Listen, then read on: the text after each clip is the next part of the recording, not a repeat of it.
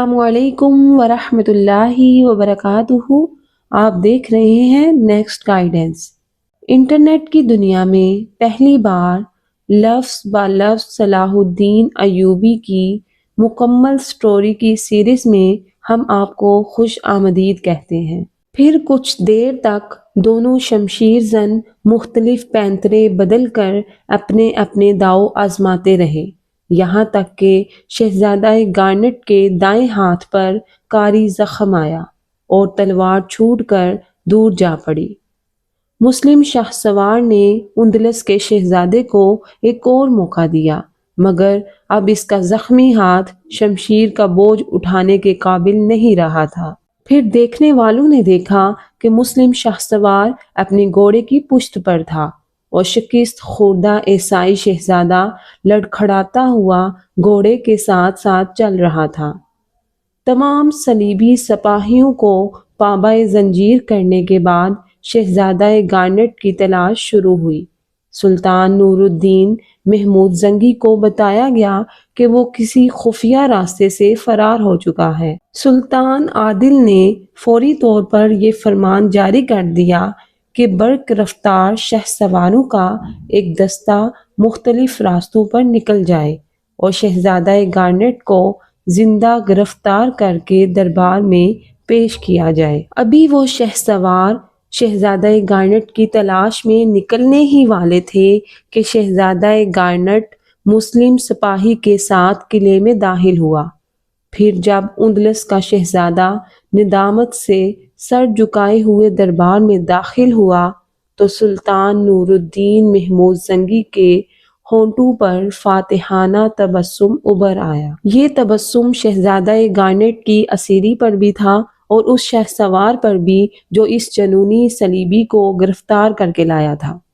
یہ مسلم شاہ سوار کوئی اور نہیں، سلطان نور الدین محمود زنگی کا مصاحب خاص یوسف صلاح الدین تھا۔ پھر جب شہزادہ گارنٹ اور اس کی ماں لوزی کے فیصلے کا وقت آیا تو سلطان نور الدین محمود زنگی کے تمام سرداروں نے بیک زبان کہا، ان دونوں فتنہ گروں کو سر عام قتل کر دیا جائے اور اس کی لاشیں صلیبیوں کی عبرت کے لیے شہر کے چوراہے پر لٹکا دی جائیں۔ صرف یوسف صلاح الدین ہی تھا جس نے سرداروں کے اس متفقہ فیصلے سے اختلاف کرتے ہوئے کہا، ان دونوں کی لاشیں چوراہے پر لٹکا دینے سے عبرت کا یہ تماشا زیادہ سے زیادہ شام تک ختم ہو جائے گا۔ میری رائے میں اس تماشے کو اتنا طول دیا جائے کہ صلیبی قوم روزانہ اس عبرتناک منظر کو یاد کرے اور اپنی شکست و بربادی پر ہر گھڑی آنسو بہاتی رہے۔ یوسف صلاح الدین کی تجویز سن کر تمام سرداروں نے بڑی حیرت سے اس نوجوان کی طرف دیکھا جس نے شہزادہ گارنٹ کو گرفتار کر کے اپنا پہلا جنگی کارنامہ انجام دیا تھا۔ ان سرداروں میں نجم الدین ایوب اور اسد الدین شیرے کوہ بھی شامل تھے۔ خود سلطان نور الدین محمود زنگی رحمۃ اللہ علیہ کی آنکھوں سے بھی یہ ایک سوال نمایاں تھا کہ آخر کس طرح اس عبرتناک منظر کو طول دیا جائے۔ ہم اہل ایمان ہیں، اس لیے اپنے دشمن کی لاشوں کی بھی بے حرمتی نہیں کر سکتے۔ یوسف صلاح الدین نے انتہائی باوقار لہجے میں عرض کیا، بہتر یہی ہے کہ جو سلن ثانی کی طرح ان ماں بیٹے کو بھی حوالہ زنداں کر دیا جائے۔ پھر جب یہ دونوں زندہ رہیں گے وہ عبرتناک تماشا بھی اپنے تسلسل کے ساتھ جاری رہے گا۔ سلطان نور الدین محمود زنگی نے اپنے مصاحب خاص کی اس تجویز کو پسند فرمایا اور ان کے ہونٹوں پر مسکراہٹ ابھر آئی۔ نجم الدین ایوب اور اسد الدین شیرے کوہ کا سر بھی فخر سے بلند ہو گیا۔ یوسف صلاح الدین صرف شجاعت میں ہی نہیں بلکہ فہم و فراست میں بھی اپنے ہم عمروں سے بہت آگے تھا۔ میں سلطان عادل سے ایک اور بات عرض کرنا چاہتا ہوں۔ مختصر سے سکوت کے بعد یوسف صلاح الدین نے دوبارہ لب کشائی کی، ان دونوں ماں بیٹے کو ایک جلوس کی شکل میں خاص طور پر عیسائی بستیوں سے گزارا جائے تاکہ ان کے دلوں پر اہل ایمان کی ہیبت قائم ہو، تاکہ ان کے دلوں میں پیدا ہونے والے سرکشی اور بغاوت کے جذبات فنا ہو جائیں۔ یا پھر کم سے کم اتنے سرد پڑ جائیں کہ باہر سے آنے والی صلیبی ہوائیں انہیں مزید نہ بھڑکا سکیں۔ سلطان نور الدین محمود زنگی نے دربار میں یوسف صلاح الدین کی ذہانت کی تعریف کی اور پھر ملکہ لوزی اور شہزادہ گارنٹ کو دوسرے عیسائی قیدیوں کے ساتھ اپنے بڑے بھائی سلطان سیف الدین غازی کے پاس بھیج دیا اور خود حلب کی طرف روانہ ہو گئے۔ اسی زمانے میں زنگی خاندان کے شامی مقبوضات میں عیسائیوں نے عام بغاوت کر دی اور جگہ جگہ فتنہ و فساد کی آگ بھڑکا دی۔ اس شورش کی وجہ بھی ایک فتنہ گر راہب سینٹ مارلو تھا۔ سینٹ برنارڈ کی شرمناک اور عبرتناک موت کے بعد سینٹ مارلو نے قسم کھائی تھی کہ وہ اپنے عظیم مذہبی پیشوا کے مقدس مشن کو جاری رکھے گا۔ اپنی اس مذہبی تحریک کو جاری رکھنے کے لیے ایک نیا طریقہ اختیار کیا تھا۔ جب عیسائی قوم اپنی عبادت کے لیے گرجا گھر میں جمع ہو جاتی تو سینٹ مارلو کے حکم پر عبادت گاہ کے تمام دروازے بند کر دیے جاتے تھے۔ پھر وہ عیار راہب عبادت کے نام پر جمع ہونے والے سادہ دل عیسائیوں کو لعنت و ملامت کرتے ہوئے پرجوش تقریریں کیا کرتا تھا۔ تم سے یسوع مسیح اس قدر ناراض ہیں کہ مقدس بیٹے کی حالت غضب کو الفاظ میں بیان نہیں کر سکتا۔ یہ کہہ کر فتنہ گر راہب کچھ دیر کے لیے خاموش ہو جاتا تاکہ وہ اپنے مخاطبین کی دلی کیفیات کا مشاہدہ کر سکے۔ اپنے مذہبی پیشوا کی زبانی یسوع مسیح کے غیظ و غضب کی بات سن کر عبادت کے لیے جمع ہونے والے عیسائی خوفزدہ ہو جاتے۔ پھر وہ عیار راہب ان کے منتشر ذہنوں پر ایک اور ضرب لگاتا۔ اس وقت تک تمہاری کوئی عبادت بھی قبول نہیں ہے جب تک تمہارے پیروں میں مسلمانوں کی زنجیر غلامی پڑی ہے۔ اس زنجیر غلامی کو کیسے کاٹا جائے؟ گرجا میں موجود عیسائی بے قرار ہو کر پوچھتے، اس کا ایک ہی حل ہے کہ تم مسلمانوں کے خلاف بغاوت کر دو۔ سینٹ مارلو بڑی مکاری کے ساتھ صلیبیوں کو ورگلاتا۔ سلطان عماد الدین زنگی کے دونوں بیٹے نااہل اور ناکارہ ہیں، بس تمہیں تھوڑی سی ہمت درکار ہے۔ اپنی شمشیریں بے نیام کرو اور جہاں بھی کوئی مسلمان نظر آئے اسے بے درے قتل کر دو۔ پھر جیسے ہی انتشار پھیلے گا بالڈون ثالث کی فوجیں تمہاری مدد کو آ جائیں گی۔ دراصل اس سازش کی جڑیں یروشلم میں تھیں۔ بالڈون ثالث کے ایما پر سینٹ مارلو شام کے علاقے میں داخل ہوا تھا۔ اس سازش کا ایک ہی مقصد تھا کہ سلطان نور الدین زنگی اور سلطان سیف الدین غازی کے مقبوضات خانہ جنگی کی لپیٹ میں آ جائیں۔ شام یروشلم بالڈون ثالث نے اس منصوبے کی تکمیل کے لیے ایک بڑی رقم محسوس کر دی تھی جس سے ہتھیار خریدے جاتے تھے، اور سینٹ مارلو کا منصوبہ مکمل ہو گیا تو ایک دن سلطان نور الدین محمود زنگی کے مقبوضات میں بغاوت اور شورش کی آگ بھڑک اٹھی۔ یہ سب کچھ اس قدر اچانک ہوا کہ اگر سلطان نور الدین زنگی کے علاوہ اگر کوئی دوسرا حکمران ہوتا تو یہ صورتحال دیکھ کر گھبرا جاتا اور ذہنی انتشار کے باعث سیاسی فیصلے کر ڈالتا، مگر وہ بڑے ضبط و تحمل اور اعصابی قوت کے مالک تھے۔ سلطان عادل نے اپنے معتمد سالاروں نجم الدین ایوب اور اسد الدین شیر کوہ کو حکم دیا کہ وہ ریاست کے سرحدی علاقوں کی مکمل ناکہ بندی کر لیں تاکہ کوئی باغی فرار ہونے میں کامیاب نہ ہو سکے۔ اسد الدین شیر کوہ اپنے بھتیجے یوسف صلاح الدین سے زیادہ محبت کرتا تھا اور یہی وجہ تھی کہ اسد الدین شیر کوہ ہر معرکہ آرائی میں یوسف الدین کو اپنے ساتھ رکھتا تھا۔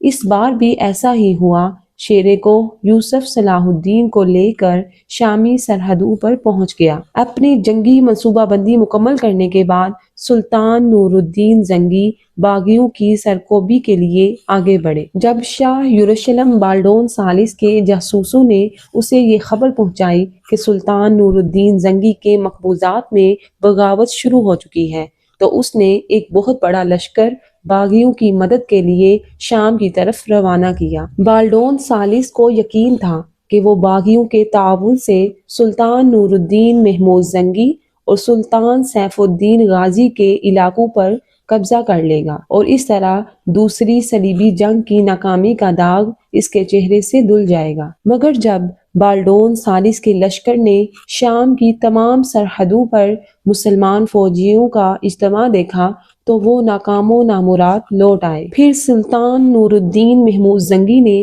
باغیوں کے قلب میں داخل ہو کر اس قدر شدید حملے کیے کہ آن کی آن میں ہزاروں صلیبی مسلمانوں کی شمشیروں کا رزق بن گئے۔ باقی عیسائیوں کے شور فغاں سے پورا میدان اور شہر گونج اٹھا۔ صلیبی گریہ زاری کے ساتھ الامان الامان پکار رہے تھے۔ ہزاروں عیسائی شکست کا یہ ہولناک منظر دیکھ کر فرار ہو گئے، مگر انہیں نجم الدین ایوب اور اسد الدین شیر کوہ کے سپاہیوں نے قتل کر ڈالا۔ بمشکل 200-400 صلیبی اپنی جانیں بچا کر بھاگنے میں کامیاب ہوئے۔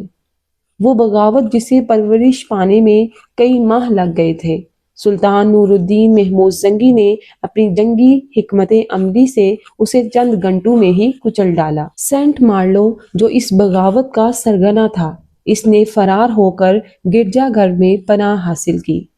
اس کے ساتھ اس کے چند خدمت گار بھی تھے۔ مسلمان سپاہی چاہتے تو عیسائیوں کی عبادت خانے میں داخل ہو کر اس فتنہ گر راہب سینٹ مارلو کو گرفتار کر لیتے، مگر اہل ایمان اپنے جنگی قوانین سے مجبور تھے۔ سلطان نور الدین محمود زنگی کا حکم تھا کہ جنگ کے دوران تمام گرجا گھر محفوظ رہیں گے۔ اگر کچھ عیسائی بھاگ کر اپنے عبادت خانے میں پناہ حاصل کر لیں تو ان سے بھی کوئی تعرض نہ کیا جائے۔ یہی وجہ تھی کہ اتنی بڑی بغاوت کی قیادت کرنے والا سینٹ مارلو ابھی تک زندہ بھی تھا اور محفوظ بھی۔ مسلمان سپاہیوں کے ایک مختصر سے دستے نے آگے بڑھ کر اس گرجا گھر کا محاصرہ کر لیا جس میں سینٹ مارلو روپوش تھا۔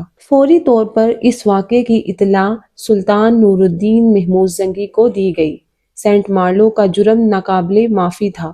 سلطان عادل گہری سوچ میں ڈوب گئے اور اس فتنہ گر سے ہمیشہ کے لیے نجات حاصل کرنا چاہتے تھے، اور یہ کام ذرا مشکل بھی نہیں تھا کہ چند سپاہی گرجا گھر میں داخل ہوتے اور سینٹ مارلو کو پکڑ کر سلطان نور الدین زنگی کی خدمت میں پیش کر دیتے، مگر اہل ایمان اپنے اصولوں سے مجبور تھے۔ آخر سلطان عادل کی ذہنی کشمکش کو یوسف صلاح الدین نے اپنی ذہانت سے دور کیا۔ آپ اپنے ایک غیر مسلح سپاہی کو عیسائیوں کے عبادت خانے میں بھیجیں۔ وہ سپاہی سینٹ مارلو کو سلطان عادل کی خدمت میں حاضر ہونے کا حکم دے۔ سلطان یوسف صلاح الدین نے اپنی تجویز کی وضاحت کرتے ہوئے کہا، اگر اس نے میرا حکم ماننے سے انکار کر دیا۔ سلطان نور الدین زنگی کے لہجے سے تشویش جھلک رہی تھی، اور وہ عیار و فتنہ گر ایسا ہی کرے گا کیونکہ وہ میرے سامنے پیش ہونے کی سزا خوب جانتا ہے۔ یہ کہتے کہتے سلطان نور الدین محمود زنگی کے چہرے سے شدید غصے کا رنگ جھلکنے لگا تھا۔ پھر آپ اس مکار انسان پر خوراک اور پانی بند کر دیں۔ یوسف صلاح الدین نے دوسری تجویز پر پیش کرتے ہوئے کہا، اگر گرجا میں کھانے پینے کا کچھ سامان ہوا بھی تو وہ 2-4 دن میں ختم ہو جائے گا، پھر وہ لوگ بھوک اور پیاس سے مجبور ہو کر خود ہی عبادت خانے سے باہر نکل آئیں گے اور اپنے آپ کو سلطانی سپاہیوں کے حوالے کر دیں گے۔ بالفرض محال سینٹ مارلو خود کو گرفتاری کے لیے پیش نہیں کرتا تو خالی شکم اور خشک گلا دونوں مل کر اسے مار ڈالیں گے۔ اس طرح آپ کی ذات گرامی پر ایک پادری کے قتل کا الزام بھی نہیں آئے گا اور وہ فتنہ بھی ہمیشہ کے لیے زیر زمین دفن ہو جائے گا۔ سلطان نور الدین زنگی نے دربار میں یوسف صلاح الدین کی ذہانت کی بہت زیادہ تعریف کی اور اس کی انتہائی مدبرانہ تجویز سے اتفاق کیا۔ پھر ایسا ہی ہوا جس کی طرف یوسف صلاح الدین نے اشارہ کیا تھا۔ گرجا گھر سے مختصر سے پانی کے ذخیرے کے سوا کھانے کے لیے کچھ بھی نہیں تھا۔ سینٹ مارلو کے خدمت گاروں نے بڑی مشکل سے پانی پی کر ایک رات گزار دی۔ پھر جب بھوک کی شدت سے ان کے پیٹ جلنے لگے تو وہ سینٹ مارلو سے رو رو کر عرض کرنے لگے، مقدس پیشوا، ہم سے یہ بھوک برداشت نہیں ہوتی، اس لیے ہم خود کو مسلمانوں کے حوالے کر رہے ہیں۔ سینٹ مارلو اپنے خدمت گاروں کو مقدس باپ اور بیٹے کی قسمیں دیتے رہا۔ اگرچہ ان لوگوں کی سماعت بحال تھی، لیکن وہ بہرے بن کر عبادت گاہ سے نکل گئے۔ سلطان نور الدین زنگی کے سپاہیوں نے عیسائی راہب کے خادموں کو گرفتار کرنا چاہا، مگر ان لوگوں نے رو رو کر کہا، ہم زنجیروں کے بغیر ہی اسیر ہو چکے ہیں، تمہیں تمہارے پیغمبر کا واسطہ، ہمیں پہلے کھانے کے لیے کچھ دو، پھر جہاں چاہو لے چلو، قتل کر دو یا زندان میں ڈال دو۔ پھر دوسرے دن سینٹ مارلو بھی بھوک سے نڈھال ہو کر گرجا کے باہر نکل آیا۔ ضعف و ناتوانی کے باعث اس کے قدم لڑکھڑا رہے تھے اور آنکھوں کے ساتھ اندھیرا چھا رہا تھا۔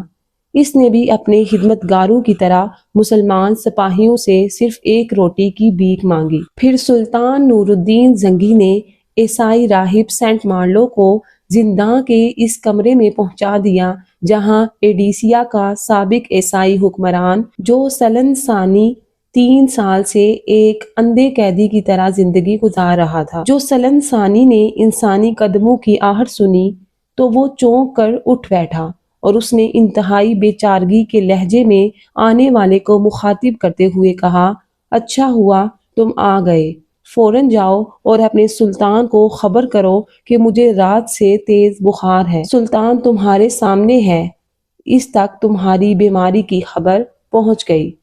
سلطان نور الدین زنگی نے انتہائی نرم لہجے میں کہا، کچھ دیر بعد درباری طبیب تمہارا مرض تشخیص کر کے دوا پہنچا دے گا۔ فی الحال میں تمہاری تنہائی کا علاج کرنے آیا ہوں۔ تمہارے مقدس پیشوا سینٹ مارلو میرے ہمراہ ہیں، آج سے یہ تمہارے ساتھ اسی کمرے میں رہیں گے۔ اتنا کہہ کر سلطان نور الدین زنگی تیزی کے ساتھ کمرے سے نکل گئے اور داروغہ زنداں نے قید خانے کا دروازہ بند کر دیا۔ شام میں عیسائی باغیوں کی مکمل بربادی اور سینٹ مارلو کی گرفتاری کی خبر پوری عیسائی دنیا پر قیامت بن کر ٹوٹی۔ شاہ یروشلم بالڈون ثانی نے 3 دن تک سوگ منانے کا اعلان کیا۔ شہنشاہ جرمنی اور شہنشاہ فرانس نے بھی اس خبر پر افسوس کا اظہار کیا، مگر اب ان کے دلوں میں مقدس جنگ کے حوالے سے کوئی جذبہ نہیں ابھرتا تھا۔ وہ اپنی سلطنت کی سرحدیں مضبوط کرنے میں مصروف تھے۔ صرف ایک صلیبی کو اس واقعے سے شدید اذیت پہنچی اور وہ تھا ریمنڈ، انطاکیہ کا حاکم اور ملکہ ایلیس کا چچا۔ ریمنڈ یہ خبر سنتے ہی سیدھا انگلستان پہنچا۔ ملکہ ایلیس نے بڑے والہانہ انداز میں اپنے چچا کا استقبال کیا۔ پھر جب ریمنڈ نے ملکہ ایلیس کو صلیبیوں کی الم انگیز تباہی کا حال سنایا تو پہلے وہ غضبناک ہو گئی، پھر شدت جذبات سے رونے لگی۔ میں اس سلسلے میں تمہاری کیا مدد کر سکتی ہوں؟ ملکہ ایلیس نے انتہائی رقت آمیز لہجے میں کہا، میں تمہارے پاس صرف اس لیے آیا ہوں کہ اگر تم اپنے چند ہزار سپاہی میرے ہمراہ کر دو تو میں زنگی خاندان سے عیسائیوں کی شکست کا انتقام لے سکتا ہوں۔ حاکم انطاکیہ ریمنڈ نے بڑے جذباتی لہجے میں کہا۔ مسلمانوں سے انتقام لینے کی بات سن کر یکایک ملکہ ایلیس کے بہتے ہوئے آنسو تھم گئے اور اس کے ہونٹوں پر مسکراہٹ ابھر آئی۔ اگر آپ سمجھتے ہیں کہ اپنے مقصد میں کامیاب ہو جائیں گے تو میں ہنری سے کہہ کر اتنے سپاہیوں کا انتظام کروا سکتی ہوں۔ ملکہ ایلیس کا اشارہ اپنے بوڑھے شوہر شہنشاہ ہنری دوم کی طرف تھا۔ پھر جب شہنشاہ انگلستان اور ریمنڈ کے درمیان اس موضوع پر مذاکرات ہوئے تو ہنری دوم نے صاف انکار کر دیا۔ میں کسی صلیبی کو نہیں جانتا اور نہ میرے نزدیک مقدس جنگ کی کوئی حیثیت ہے۔ میں صرف اس جنگ کو مقدس سمجھتا ہوں جس میں مجھے فتح حاصل ہو اور میرا اقتدار قائم رہے۔ شہنشاہ انگلستان کا جواب سن کر ریمنڈ کو سکتہ سا ہو گیا۔ وہ کچھ دیر تک کسی پتھر کے مجسمے کی طرح ساکت بیٹھا رہا۔ پھر جب رحمت کے ہونٹوں کو جنبش ہوئی تو اس کی آواز بجھی بجھی تھی۔ شہنشاہ، میں تو بڑی امیدیں لے کر آیا تھا۔ شاہ فرانس اور شاہ جرمنی کے بعد عیسائی دنیا کی توقع کا مرکز صرف آپ ہی کی ذات ہے۔ ریمنڈ نے عیاری سے کام لیتے ہوئے خوشامدانہ لہجہ اختیار کیا۔ دراصل ریمنڈ بھی ایک خود غرض اور دنیا دار حاکم تھا۔ اسے ذاتی طور پر مقدس جنگ سے کوئی دلچسپی نہیں تھی۔ وہ تو صرف انطاکیہ کے رقبے کو وسعت دینے کے لیے فریب کاری سے شاہ انگلستان کو فوجی مدد کا سہارا لینا چاہتا تھا۔ شہنشاہ انگلستان ریمنڈ سے بھی زیادہ چالاک اور شفاق تھا۔ شہنشاہ فرانس اور شہنشاہ جرمنی اس وقت کیا کر رہے ہیں؟ کیا وہ مقدس جنگ میں مسلمانوں کے خلاف صف آرا ہیں؟ شہنشاہ ہنری دوم نے بظاہر ایک سیدھا سادہ سوال کیا تھا، مگر در پردہ اس کا کچھ اور ہی مفہوم تھا۔ اس لیے حاکم انطاکیہ ریمنڈ ہنری کی چال کو سمجھنے سے قاصر رہا اور انتہائی تحقیر آمیز لہجے میں کہنے لگا، شہنشاہ لوئیس اور شہنشاہ کارنٹ نے صلیبی جنگوں سے منہ موڑ لیا۔ اب وہ دونوں اپنے تاج و تخت کی پرستش کر رہے ہیں۔ انہیں مذہب کی ذرا بھی پرواہ نہیں۔ شام اور فلسطین کے عیسائی اپنے خون میں نہائے ہوئے ہیں اور وہ دونوں شراب سے تغسل کر رہے ہیں۔ ریمنڈ کا خیال تھا کہ اس کی جذباتی تقریر سے شہنشاہ ہنری پگھل جائے گا، مگر جواب میں والی انگلستان نے ایک زوردار قہقہہ لگایا۔ ریمنڈ نے حیرت سے شہنشاہ ہنری کی طرف دیکھا اور انتہائی ناگوار لہجے میں کہا، یہ ہنسی کا موقع تو نہیں شہنشاہ۔ شہنشاہ ہنری دوم فطرتاً ایک تند خو اور ظالم انسان تھا۔ اس نے انتہائی جارحانہ لہجے میں جواب دیتے ہوئے کہا، ریمنڈ، میں ہنس نہیں رہا، تمہاری بیمار عقل کا ماتم کر رہا ہوں۔ کیا یہ تم نہیں سمجھتے کہ اس صورتحال سے میں بے خبر ہوں؟ ان مقدس مذہبی پیشواؤں نے شہنشاہ فرانس اور شہنشاہ جرمنی پر بھی جادو کر دیا تھا۔ پھر اس کے اثر سے وہ دونوں بھی کچھ دنوں کے لیے تمہاری طرح بیمار ہو گئے تھے۔ آخر لاکھوں سپاہی کٹوانے کے بعد ان کے سروں سے مقدس راہبوں کا جادو اتر گیا اور وہ ہوش میں آ گئے۔ پھر تمہاری مقدس جنگوں کے حصار سے نکل کر اپنے گھروں کو لوٹ گئے، مگر میں یہ حماقت ہرگز نہیں کروں گا۔ اگر میرا بس چلے تو ساری عیسائی دنیا کو ان پادریوں سے نجات دلا دوں گا۔ مگر ملکہ ایلیس بھی شوہر کا جواب سن کر حیرت زدہ رہ گئی۔ ہنری سے اس کی شادی کو تقریباً 4 سال ہو گئے تھے، مگر آج اتنے طویل عرصے کے بعد اس پر یہ راز فاش ہوا تھا کہ ہنری ایک انتہائی خود غرض اور دنیا پرست انسان ہے اور اسے اپنے مذہب سے برائے نام بھی دلچسپی نہیں ہے۔ میں ہوگی، پھر میں دنیا کو بتاؤں گی کہ صلیبی جنگ کیسے لڑی جاتی ہے۔ اس کے بعد ملکہ ایلیس نے اپنے بیٹے رچرڈ کو بلایا، جو اب 3 سال کا ہو چکا تھا۔ رچرڈ نے کمرے میں داخل ہوتے ہی ریمنڈ کو سلام کیا اور ماں کے قریب بیٹھ گیا۔ پھر ملکہ ایلیس اپنے چچا سے مخاطب ہوئی، اب آپ میرے بیٹے سے سوال کریں کہ یہ دنیا میں کیوں آیا ہے۔ رچرڈ نے کسی جھجک کے بغیر ریمنڈ کو جواب دیا، یسوع مسیح نے مجھے دنیا میں اس لیے بھیجا ہے کہ میں مسلمانوں کا قتل عام کروں اور ساری دنیا پر عیسائیت کا جھنڈا لہراؤں۔ رچرڈ کا جواب سن کر حاکم انطاکیہ کچھ دیر کے لیے شدید حیرت میں مبتلا ہو گیا۔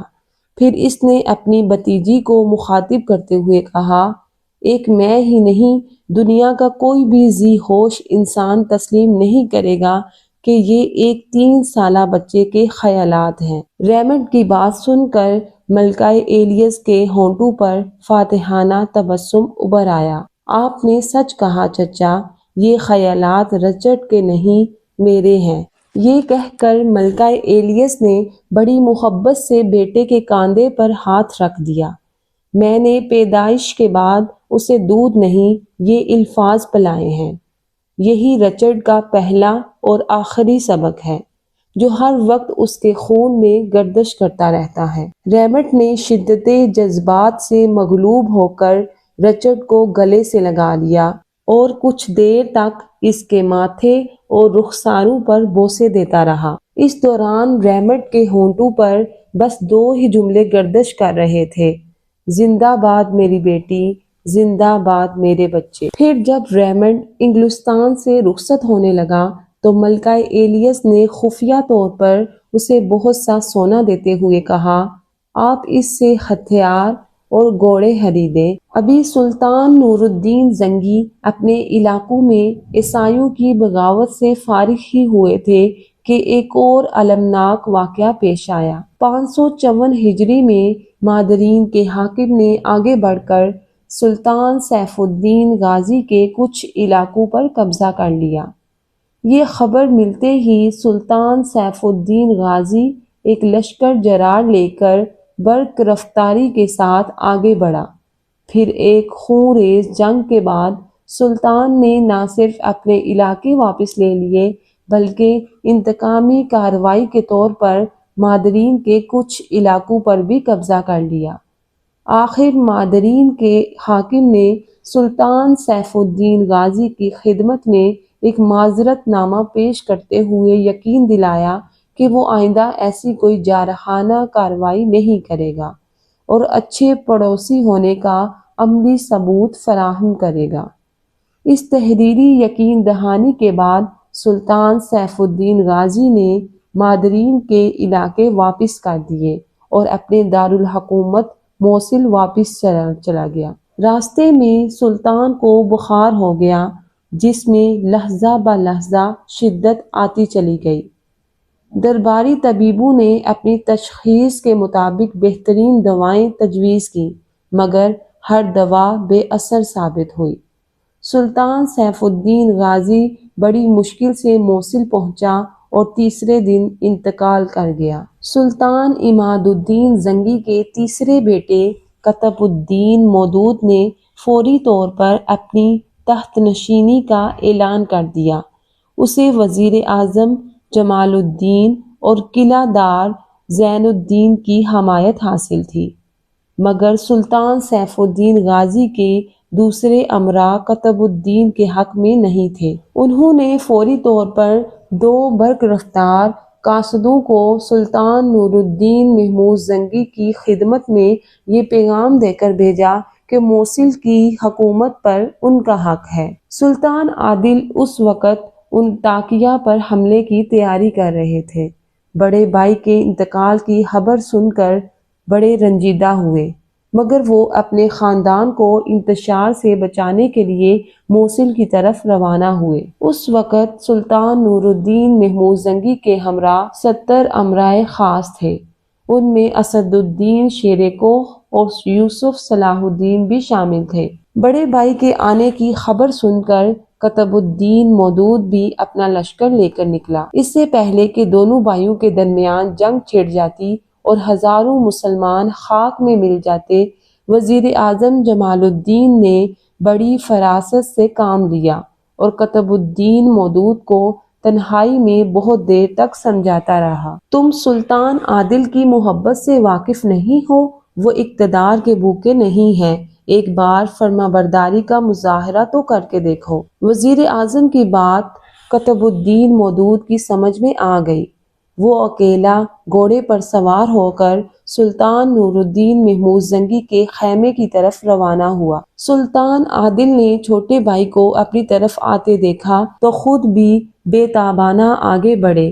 پھر دونوں بھائی گلے ملے اور بہت دیر تک سلطان سیف الدین غازی مرحوم کو یاد کر کے روتے رہے۔ پھر اسی دن دربار آراستہ کر کے موصل کے تخت پر بیٹھے اور اپنے برابر چھوٹے بھائی قطب الدین مودود کو بٹھایا۔ اس کے بعد امراء کو مخاطب کر کے ایسی پرسوز تقریر کی کہ حاضرین دربار کی آنکھوں میں آنسو آ گئے۔ لوگوں، آج میں جس تخت پر بیٹھا ہوں کل اسی جگہ میرے بڑے بھائی جلوہ افروز ہوتے تھے۔ تم نے دیکھ لیا کہ حیات انسانی کیسی بے اعتبار ہے اور یہ اقتدار کتنی بے وفا شے ہے۔ اس لکڑی کے ایک چھوٹے سے ٹکڑے کو حاصل کرنے کے لیے ہم کس قدر بے رحمی کے ساتھ اپنے ہی بھائیوں کا خون بہاتے ہیں۔ اس وحشیانہ خود غرضی نے عالم اسلام کو ہزاروں ٹکڑوں میں تقسیم کر دیا اور دنیا کی سب سے عظیم طاقت اتنی کمزور ہو گئی کہ اقوام عالم کے دلوں سے اس کا خوف جاتا رہا۔ میں تمہیں اس دن سے ڈراتا ہوں کہ تمہاری کثرت گناہ اور مسلسل نافرمانیوں کے سبب اللہ تمہاری طرف سے اپنی نظر کرم پھیر لے اور تم دنیا میں ذلیل و خوار ہو کر رہ جاؤ۔ اس کے ساتھ ہی میں اپنے چھوٹے بھائی قطب الدین مودود کو موصل کا امیر مقرر کرتا ہوں۔ اللہ اسے مخلوق خدا کی خدمت کرنے کی توفیق عطا فرمائے، اور میں ان امراء کا شکریہ ادا کرتا ہوں جنہوں نے دو بھائیوں کے درمیان صلح و صفائی کرا کے سرور کونین صلی اللہ علیہ وآلہ وسلم کی سنت کو زندہ کیا۔ اللہ تم پر اپنی رحمتیں نازل کرے۔